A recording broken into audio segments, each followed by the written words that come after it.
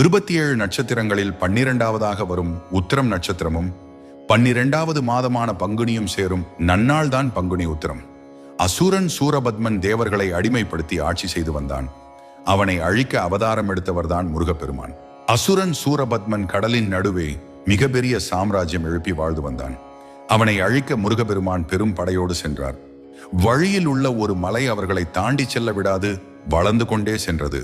அந்த மலையானது கிரௌஞ்சன் என்னும் அரக்கன் அகத்திய முனிவரின் சாபத்தினால் இப்படி இருக்கிறான் என்றும் இவ்வழியே செல்வோருக்கு தொல்லை தருவதாகவும் நாரதர் மூலம் அறிந்தார் முருகன்.